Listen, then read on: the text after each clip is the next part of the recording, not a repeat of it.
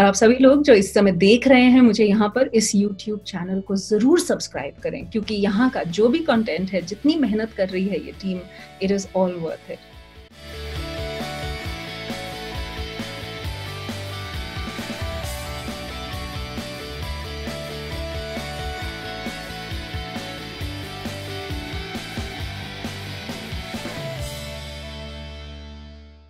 Singapore से निकलने वाली पहली हिंदी पत्रिका सिंगापुर संगम के YouTube चैनल सिंगापुर हिंदी संगम की आवाज में आपका स्वागत है। नमस्कार, मैं आराधना श्रीवास्तव आपका स्वागत करती हूँ इस मंच पे और आपको रूबरू कराने वाली हूँ ऐसी शख्सियत से जिनकी आवाज ही उनकी पहचान है। तो स्वागत है रेणुका अरोड़ा भगत का हमारे इस मंच पे। थैंक यू सो मच, धन्यवाद कि आपने मुझे आराधना अपने इस मंच पर बुलाया और मुझे इस लायक समझा कि मैं यहाँ पर आके आपकी थोड़ी बहुत मदद कर सकती हूँ, कुछ बोल सकती हूँ ऐसा जो कि आपके सुनने वाले, पढ़ने वाले, देखने वालों को पसंद आएगा। Thank you.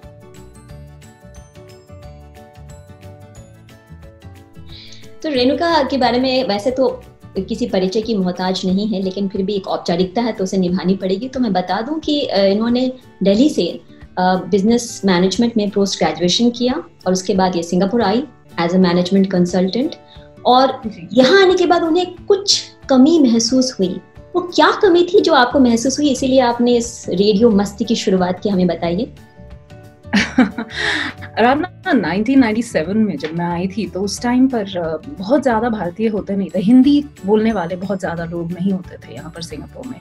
और ये तब का सिंगापुर है जब मरीना बे सैंड्स नहीं होता था, गार्डन्स बाय द बे नहीं होता था। आज बहुत कुछ ऐसा है जो तब नहीं होता था। और मैं एक मैनेजमेंट कंसल्टेंट थी। मेरे ऑफिस में मोस्टली सारे चाइनीज़ और एक्सपैट्स हुआ करते थे, बहुत कम नॉर्थ इंडियंस हुआ करते थे। तो मुझे उस टाइम ऐसा लगता था कि जब मैं दिल्ली में होती थी, घर आते ही, चाहे स्कूल हो, चाहे कॉलेज हो, चाहे ऑफिस से घर आते ही मैं सबसे पहले रेडियो ऑन करती थी। रेडियो को चलाते ही और फिर मेरा काम, पढ़ाई भी, इनफैक्ट जब मैं मैथ्स पढ़ती थी रात को देर रात तक तो म्यूजिक चलता रहता था, कहीं कुछ ना कुछ संगीत या कुछ ना कुछ रेडियो पर इस तरह से मेरे साथ जुड़ा रहता था कि पता नहीं कब वो मेरा एक हिस्सा बन गया। तो जब मैं सिंगापुर आई मुझे लगा कि एक हिंदी रेडियो स्टेशन क्यों नहीं है यहाँ पर, क्योंकि हम लोग ट्रेन से जब जाते थे, बसेस में जाते थे, उस टाइम पर ऑफिस में जाना आना ऐसा लगता था कि अब क्या करें। मोबाइल फोन्स भी 1995 में नए नए आए थे तो बहुत सारे लोगों के पास में नहीं होते थे। तो उस वजह से लगा कि नहीं, एक रेडियो की कमी है यहाँ पर। तो बस उस कमी को पूरा करने के लिए पता नहीं एक दिन अचानक एक फितूर सा चढ़ा शायद तो मैंने मीडिया कॉर्प में ढूंढा कि किसको लिख सकते हैं और मैंने उनको लिखा। मैंने कहा कि ये नंबर्स हैं भाई, इतने हिंदी बोलने वाले यहाँ रहते हैं, इतने बांग्लादेशी रहते हैं जो हिंदी गाने सुनते हैं, इतने पाकिस्तानीज रहते हैं जो सुनते हैं, श्रीलंकन्स हैं वो देखते हैं बॉलीवुड की फिल्में और पसंद करते हैं, मलेशियंस करते हैं, क्योंकि आप देखें कि शाहरुख खान है या सलमान खान है, सारे के सारे जो खान है ये बहुत ज़्यादा मलेशिया में बहुत ज़्यादा पॉपुलर है। और उस वजह से मुझे ऐसा लगा कि हाँ, मेरे पास एक रीज़न है कि यहाँ पर एक बॉलीवुड का स्टेशन होना चाहिए। और मैंने बस वो चिट्ठी लिख दी और मैं भूल गई उसके बारे में क्योंकि मैं तो अपनी नौकरी में बिजी थी और नए देश में सेटल भी होने में काफ़ी बिजी थी। फिर उसके बाद क्या हुआ कि अचानक से जवाब आ गया वहाँ से। तो मैंने कहा ये क्या हो गया मैं तो जवाब के लिए तैयार ही नहीं थी तो बस उन्होंने कहा आओ और मिलो। तो मैं गई उनसे मिलने के लिए। उन्होंने कहा ये आपको नंबर्स कहाँ से मिले, हम तो ये नंबर्स कहीं हमने किसी से बात नहीं करी है। तो मैंने कहा नहीं, ये मेरा इधर उधर से मैंने पढ़ा भी है खैर, और मुझे लगता भी है कि इतना तो होना चाहिए। तो वो सब होने के बाद में उन्होंने कहा अच्छा, तो अभी तो हम लोग एक रेडियो स्टेशन शुरू करने वाले हैं हिंदी का, और उस समय बिग FM करके रिलायंस का एक स्टेशन आने वाला था। तो मैंने कहा ठीक है, मेरा काम तो हो गया ना। तो उन्होंने कहा लेकिन उन लोगों के पास रेडियो जॉकी नहीं है। तो मैंने कहा नहीं, मेरे पास नौकरी है, मुझे रेडियो जॉकी नहीं बनना है, लेकिन हाँ अगर आप चाहते हैं कि कभी शाम का कोई शो है या कभी वीकेंड का शो करना है तो मैं मिल लेती। खैर उन्होंने मुझे रिजेक्ट कर दिया था। तो मैं रिलायंस वाले उन लोगों से मैंने बात, मेरे पास कोई ट्रेनिंग नहीं थी, कुछ नहीं था, तो I don't blame them for what happened, but उन्होंने बिल्कुल भी मतलब देखा नहीं कि कोई पोटेंशियल है या क्या नहीं है। बस ठीक है, उनका अपना बिजनेस डिसीजन था। उन्होंने यहाँ पर बिग FM शुरू किया। इंडिया से ही एक रेडियो जॉकी यहाँ पर आई कुछ समय के लिए, फिर यहाँ से लोकल एक रेडियो जॉकी को उन्होंने रखा और वो चलता रहा। लेकिन फिर बड़ी बात ये हुई कि 8 महीने के बाद में मुझे फिर से फ़ोन आया मीडियाकॉर्प से, और मैं भूल गई थी वो कहानी सारी की सारी कि ठीक है चल रहा है सब कुछ। उन्होंने मुझसे कहा कि क्या तुम्हें अभी भी इंटरेस्ट है? तो मैंने कहा अभी क्यों इंटरेस्ट होगा, अभी तो चल रहा है ना सब कुछ। उन्होंने कहा नहीं, वो लोग जा रहे हैं यहाँ से, हमारा उनके साथ में नहीं बना है, तो वो लोग जाने वाले हैं। तो मैंने कहा ठीक है, क्या करना है? उन्होंने कहा एक और इंटरेस्ट है, लेकिन बांग्ला चैनल का इंटरेस्ट है, और हम बांग्ला नहीं, हम हिंदी देना चाहते हैं, तो मैं आपको किसी से मिलवाना चाहता हूँ। ठीक है, मैं मिल लेती हूँ। मैं मिली, और उस टाइम पर जो बांग्लादेश में जिनके काफ़ी सारे रेडियो स्टेशन हैं, उनके साथ में मुझे मिलवाया गया और मीडियाकॉर्प के थ्रू। और फिर ये बात हुई कि उनको हिंदी नहीं आती थी, मुझे हिंदी आती थी। वो सिंगापुर में नहीं रहते थे, मैं ऑफ कोर्स सिंगापुर में थी हमेशा से, और मैं समझती थी यहाँ का कल्चर क्या है, यहाँ पर किस तरह के इंडियन एक्सपैट्स हैं, क्या है। तो बस वहीं कहीं ना कहीं हमारा मिलना हुआ, और फिर रेडियो मस्ती 96.3 बना, और शुरू हुआ वो 28 नवंबर 2009 को। ये जर्नी बहुत खूबसूरत रही आपके लिए, लेकिन ऐसे जो दिखता है मस्ती, जो नाम है मस्ती, मनोरंजन, मसाला, लेकिन उसके पीछे जो संघर्ष की एक लंबी कहानी है, और इसको आपसे बेहतर और कोई नहीं जान सकता, क्योंकि आपने इसको जिया है। बिल्कुल। आपने 2016 में उसको रीलॉन्च किया, उसके पीछे तो बहुत सारे इवेंट्स थे और बहुत सारी लंबी कहानी भी थी। तो वो कहते हैं ना कि हिंदी में कहते हैं कभी कभी जो चुनौतियां आती हैं, आप उसको कैसे अवसर में बदलते हैं। ये जो कला है ये आसान नहीं है, पर आपने इस कला को बखूबी निभाया। हमें बताइए कि ये जो कला है आपने सीखी कहाँ से? आई थिंक ऐसी कला सिखाई नहीं जाती। आई थिंक ऐसी कला क्या होती है कि जब हम आसपास कहीं देखते हैं तो हम अपने आप ही सीख जाते हैं विदाउट रियलाइजिंग कि हमने क्या सीख लिया है ना। कोई भी आपको बिठा के ये नहीं बोलेगा देखो मुसीबत आएगी तो लड़ो, ये तो सब बोलेंगे, लेकिन ये मुसीबत आएगी तो ऐसे लड़ो, ऐसे कोई नहीं बताएगा, क्योंकि ना उनको पता है ना हमें पता है क्या होने वाला है जिंदगी में। तो उसके लिए मैं थोड़ा सा पीछे जाऊंगी। जब मेरे बचपन में मेरे पिताजी जो हैं, my father he used to be a technocrat, and technocrat मतलब एक जूनियर इंजीनियर के लेवल से ही went to be the chairman of in the power sector Bharat सरकार में। तो उससे क्या है कि मैंने उन्हें मेहनत करते हुए देखा, मैंने कभी भी उन्हें पीछे मुड़ते हुए नहीं देखा, मैंने कभी उन्हें ये नहीं देखा कि हम 4 बहनें हैं और मेरी मम्मी जो है वो टोटली हमारी तरफ ध्यान देती थी। तो किस तरह से माँ बाप में वो बैलेंस था कि दोनों ने एक चीज़ तो बताई थी कि पढ़ाई इज़ योर लाइफ। तो मेरी सबसे बड़ी बहन डॉक्टर है, फिर चार्टर्ड अकाउंटेंट है, हम 2 बहनें बाकी की जो एक बैंकिंग में है, एक मैं हूँ। सो हम सभी ने एक तरह से अपने मम्मी डैडी का जो एक सपना था कि तुम्हें आगे बढ़ना है, क्योंकि मुसीबत जिंदगी में कभी भी आ सकती है और उस समय तुम्हें किसी पे डिपेंडेंट नहीं होना। तो आई थिंक वो एक बात कहीं पर शायद ठहर गई। दूसरा मैंने देखा कि कभी भी मुसीबत, और मुसीबत हर इंसान को आती है जिंदगी में, ऐसा नहीं होता किसी की छोटी किसी की बड़ी, बट जिस पे बीत रही होती है उसे पता होता है। तो देखा जाए तो मैंने कभी उनको डरते हुए नहीं देखा, हमेशा डट के सामना करते हुए देखा है और फिर आगे बढ़ते हुए देखा। तो आई थिंक कहीं ना कहीं दिमाग में ये बात रह जाती है कि और कोई ऑप्शन है ही नहीं, आपके पास कोई मुसीबत है तो आपको उसका सामना करना ही है और उसको हराना ही है और आगे बढ़ना ही है। तो मेरे साथ जब 2009 में ये रेडियो स्टेशन बना था, तब सिर्फ 3 घंटे का था, जैसा कि सब जानते हैं। सो मैं सबसे पहली मुसीबत तो ये थी कि एक रेडियो जॉकी नहीं था हमारे पास, और अगर हम उस दिन नहीं शुरू करते 28 नवंबर को तो हमारे बहुत मेजर पेनल्टीज लग सकती थी।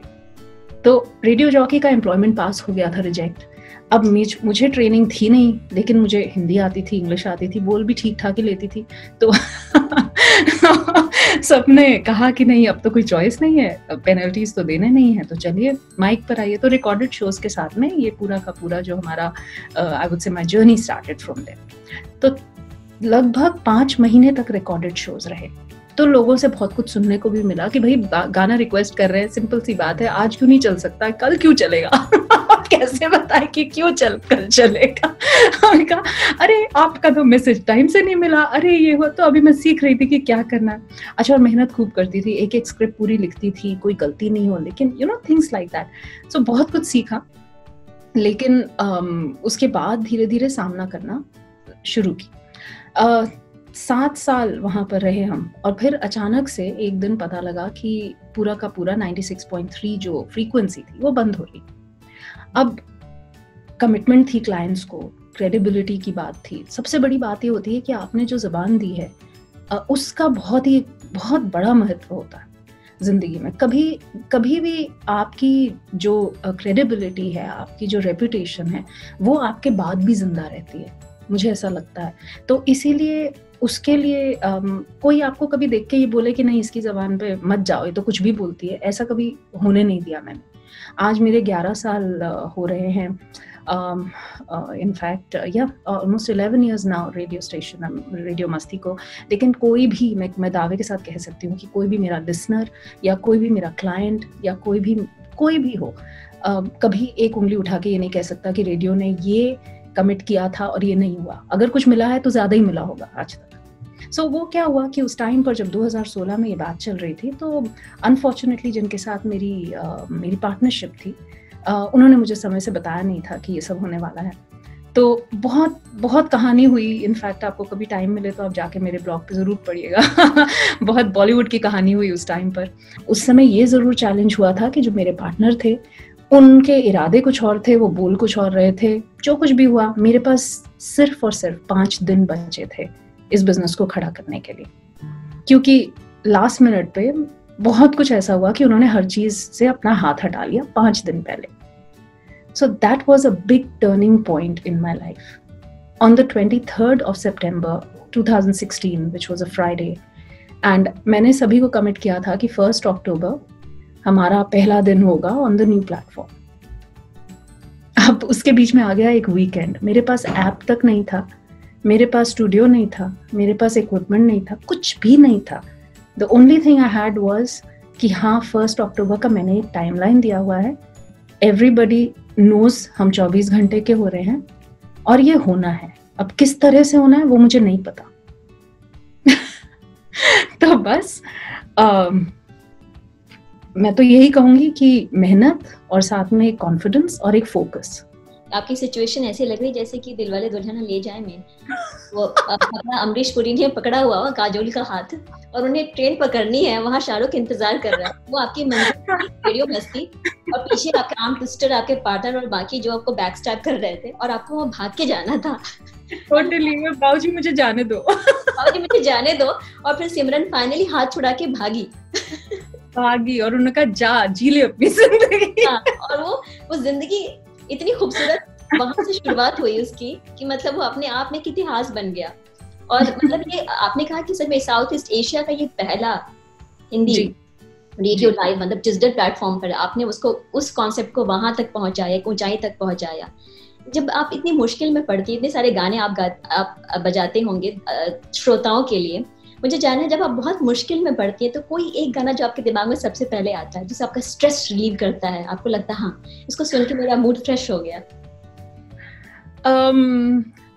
अलग अलग सिचुएशन के अलग अलग गाने आई वुड से आराधना, बिकॉज जब हिम्मत थोड़ी सी गिरने लगती है तो ये हौसला कैसे रुके गाना आता है। और मेरे ऑडियंस भी जानते हैं, कभी भी मेरे बर्थडे पे या अदरवाइज कहते हैं नहीं ये गाना चला दो, मुझे पता है उसको पसंद आएगा। You know it's like the connect.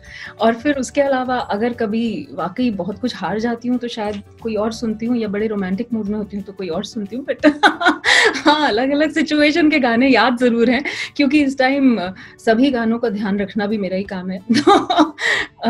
I would से it's a lovely journey, it's a very musical thought process जो बन जाता है जी। और लगता है बॉलीवुड का जो तड़का आपकी लाइफ में भी बहुत सारा आया। ऐसा लगा जैसे हर बार आपको कोई पीछे खींच रहा हो और हर बार आपने हाथ छुड़ा के कहा मुझे आगे बढ़ना है। और वो मतलब चकदे वाला मोमेंट था कि आखिरी दम तक तो छोड़ना नहीं है, उम्मीद नहीं हारनी है। और आपको इसका मतलब कहते हैं ना कि वो सब्र का फल और मेहनत का फल मीठा होता है, वो भी मिला आपको। 2012 में आपको यहाँ अवार्ड मिले, 2019 में आपको अवार्ड मिले, बहुत सारे रिकॉग्निशन मिले।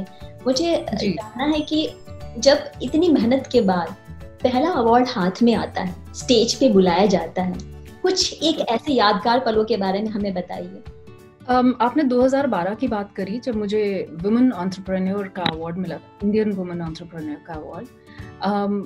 उस समय मैं कहूँगी कि मुझे बहुत ज़्यादा खुशी हुई थी अनडाउटेडली, क्योंकि डेफिनेटली मेरा वो पहला अवार्ड था, और पहला अवार्ड तो खैर बहुत ही मायने रखता। बट शायद मुझे उस टाइम पर सीरियसली मैं बताऊं तो शायद मुझे रियलाइज नहीं हुआ था कि मुझे क्या मिल रहा है, क्योंकि मैंने कभी अवार्ड्स के लिए काम नहीं किया और आज भी नहीं करती। लेकिन मुझे उससे भी कहीं ज्यादा खुशी आई वुड से तब हुई थी जब 2016 में ही यहाँ पर एक किताब बनी थी और this is called Doyen. Doyen में top 50 most influential women in Singapore, उनकी प्रोफाइल्स हैं, उनकी फोटोज हैं।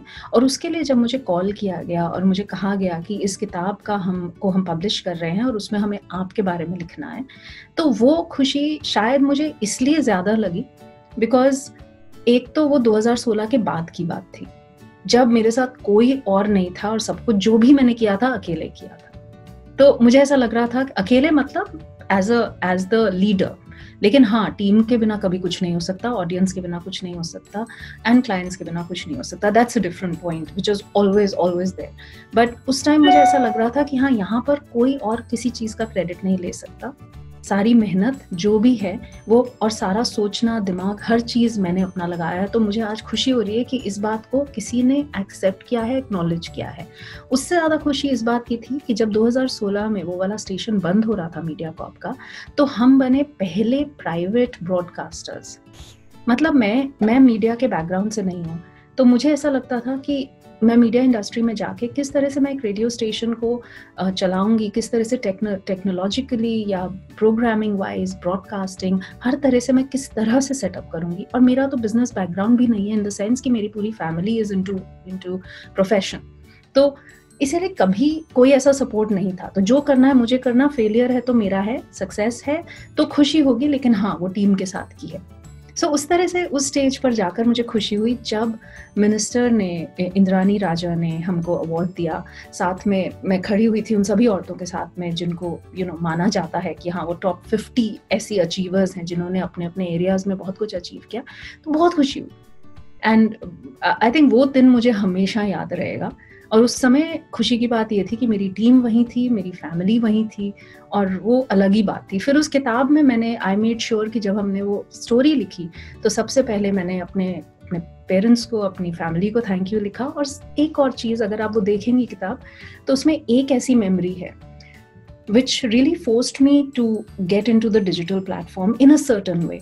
2016 में जब वो बंद हो रहा था, तो एक हमारी लिसनर थी जिन्होंने मीडिया कॉर्प में फ़ोन करके वो मुझे फ़ोन करके तो खैर रोई, लेकिन मीडिया कॉर्प में फ़ोन करके उन्होंने बहुत डांटा उन लोगों को, रिसेप्शन पे डांटा, सब कुछ, कि तुम क्या कर रहे हो, हम लोग बूढ़े लोग हैं, हम लोग घर के बाहर ज़्यादा नहीं जाते, टीवी पे जो आता है वो हमसे बात नहीं करता, radio is the only thing जो हमसे बात करते हैं, हम उनको फ़ोन उठा के बात करते हैं, हम उनसे कुछ भी डिस्कस करते हैं और आप उसको बंद कर रहे हो। तो ये जब बात हुई तो क्या होता है ना कि जो एल्डरली लोग होते हैं उनसे डिजिटल एप्स यूज़ नहीं होती, उनको नहीं आता सिस्टम, तो उनको हेल्प करना पड़ता है। तो जैसे ही यहाँ पर काम मेरा हुआ, मैं उनके घर गई एंड घर जाके उनका वहाँ पर सेटअप किया सब कुछ, उनके फ़ोन पे, उनके कंप्यूटर पे, उनका स्पीकर साथ में लगाया, उनको बोला बस आपको सिर्फ ये बटन दबाना है। तो मुझे ना वो मोमेंट नहीं भूलता, बिकॉज मुझे तब याद आता था कि मेरे पेरेंट्स के पास कोई नहीं होता जब, तो वो भी तो मुझे कहते हैं ये कैसे करना, तो इनके पास कोई नहीं है, कैसे करेंगे। और हम उनका इन अ वे, रेडियो का कनेक्ट ये होता है कि टीवी आपसे एक तरफा बात करता है, मैगजीन आपसे बात नहीं करती, लेकिन रेडियो का एक ऐसा कनेक्ट होता है कि वो आपको सुनता भी है, सुनाता भी है। आप जो चाहते हैं आप कभी फोन करके, रेडियो जॉकी का एक बहुत बड़ा रोल होता है लाइफ में। लोग बोलते हैं ये बोलते रहते हैं, बोलते नहीं है, there is a lot of connect. और वो कनेक्ट जो होता है वो बहुत से लोगों को सहारा देता है इन मोमेंट्स जो वो रियलाइज भी नहीं करते। अब देखिए, पिछले 2 महीने से हम लोगों ने एक बांग्ला शो शुरू किया, only during covid with the support of the government of course. लेकिन हमने जो ये शुरू किया है उसमें ये है कि ये सारे के सारे, आप सोचिए, जो माइग्रेंट वर्कर्स हैं, बंद कमरे में उन्हें रखा गया है, क्योंकि या वो पॉजिटिव हैं या किसी के साथ में इंटरेक्ट हुए हैं, उनको दूर रखना है, सोसाइटी से, कम्युनिटी से दूर रखना है ताकि फैले नहीं सिंगापुर में। तो क्या करें वो, हम लोग उनसे रोज 1 घंटा विजुअल बात करते हैं और 2 घंटा रेडियो पे। तो उससे क्या हुआ है कि we have become like a closely knit family. कुछ लोग हमसे हॉस्पिटल के बेड से बात करते हैं, वहां से वो पॉजिटिव टेस्ट हुए हैं, उन्हें समझ नहीं आ रहा वो क्या करें, वो रोते भी हैं, वो अपने गाना भी गाते हैं, वो हमसे जुड़ते हैं। And I tell you the satisfaction, Aradhana, it is immense, it is just immense. इसीलिए मैंने आपसे थोड़ी देर का वो टाइम मांगा था, क्योंकि मैं पर्सनली उस एरिया में ज़रूर देखती हूँ वो थोड़ा वाइंड अप करते हुए। But really I tell you, that is one area that has given me immense satisfaction.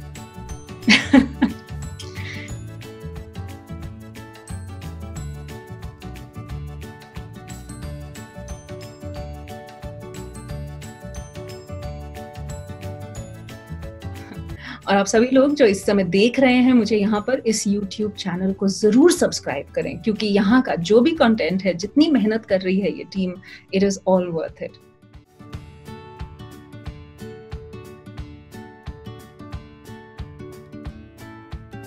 बोलती हूँ कि मेरी हिंदी टीचर ने भी नहीं सोचा होगा कि मैं इतना कुछ करूँगी हिंदी में।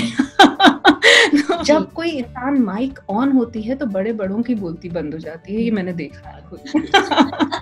छोड़ते नहीं है। आप किसी को बोलते हो आपकी बारी इसके बाद में है, वो किस तरह से आगे आते हैं, कौन अपनी बीवी से कितना डरता है, ये सारी चीजें आर फन टू वॉच।